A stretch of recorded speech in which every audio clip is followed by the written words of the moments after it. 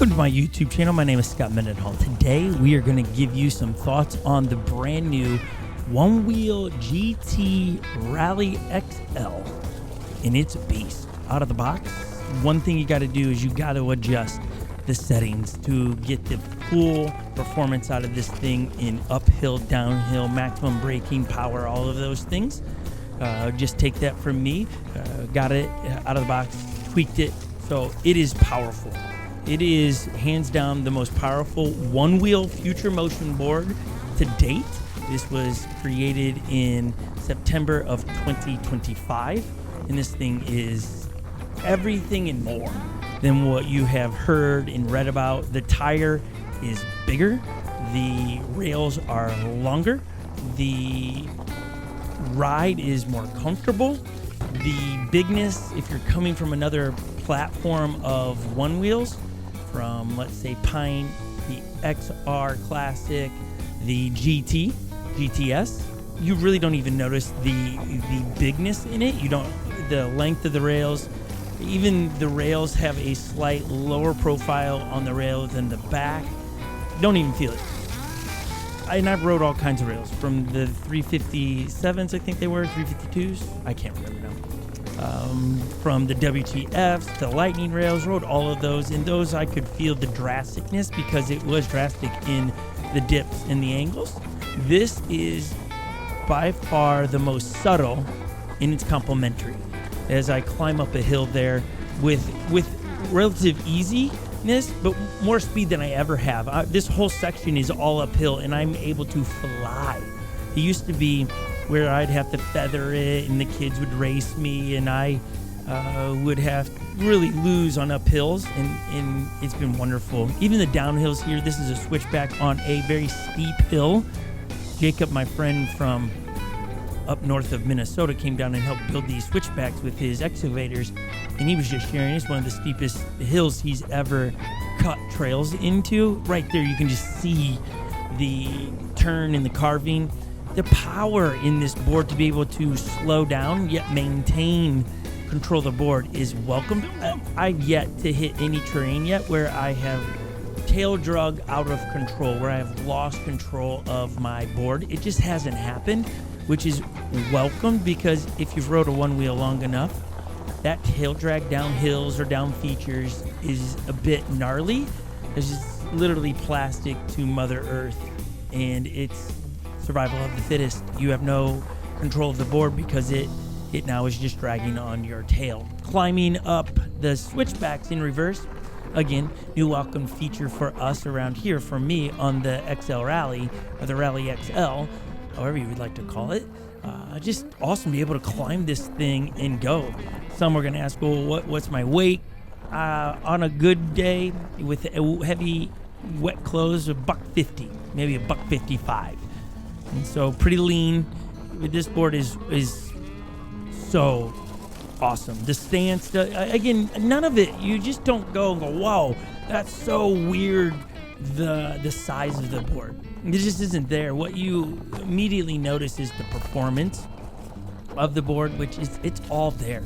We got a small rock garden here, and you just hit this, you don't feel the rigidity, is that a word, of the bouncing around, because that big tire, it's a 12-inch tire on a 6-inch rim. You just got a lot of now tire to absorb the impact of that. It just, your teeth don't chatter.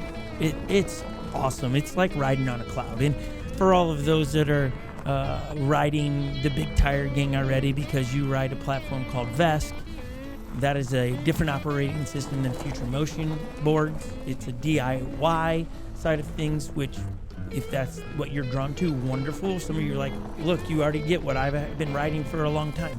I understand that. I am not a DIY guy when it comes to boards. I want to get it out of the box, and I want to ride it, and that's what's nice about this board. Get it out of the box, tweak some settings to my liking, to what I want, and then it's wonderful, and I just can continue to adjust inside the app. I don't have to go deep diving into all the nuances. New feature here on the trails, where we're all being able to upgrade our status of dropping, more or less for me. trying to get to a more comfortability of dropping in larger capacities. So that goes from a 2x4, 2x6, and then we go a 2x10 with a 2x4 on it. So you're dropping a foot, 12 inches, and trying to keep speed and maintaining some really good flow in your ride. The negatives of the board, yes, you could find some. I think the negative right now is that at the filming of this, there's no fenders for it. So we have Windman Race coming up, which you should all be going to. It's this weekend, September, what is that?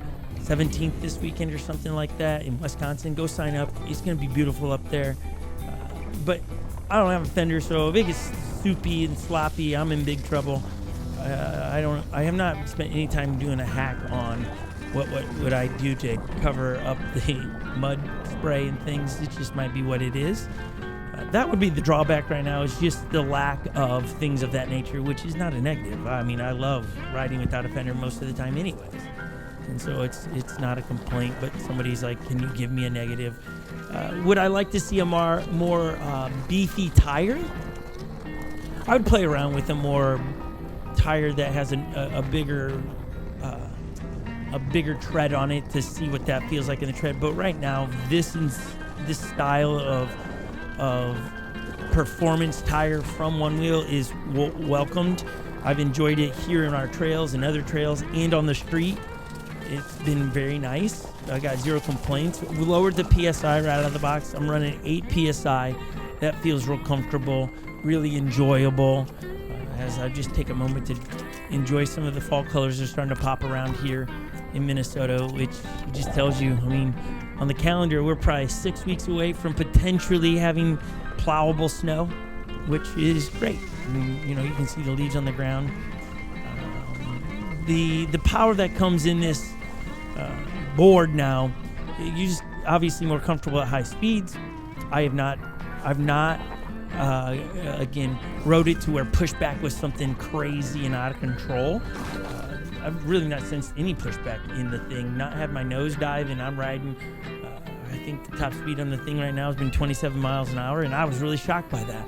As I walk out to the lake and just take a moment to just chill for a second. It was a 7.5 minute ride, and just coming out to check out on the lake, because again, 2 months away from walking on this water, as it will be frozen soon. So you got to come do your daily check out here, just sit in and take it in. Maybe you need to just take a pause. It's been a crazy week, you need to chill, and you enjoyed just seeing this and hearing some thoughts on the GT Rally XL or XL Rally.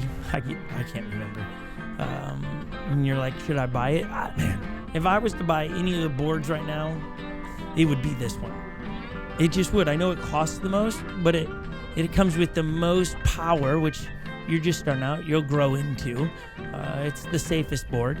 Not that the other boards are not safe, but with that power, it gives this ability to not worry about nose diving and all of those things. It's really a welcomed part of the fleet around here, as we have all the boards. This is a wonderful board. So I hope you've enjoyed it. Give a subscribe to the YouTube channel. We drop One Wheel content weekly, do a podcast on most Wednesdays at 2:30. Sometimes we supplement with these style of things. So thanks for watching. Give us a thumbs up. Drop a comment down below.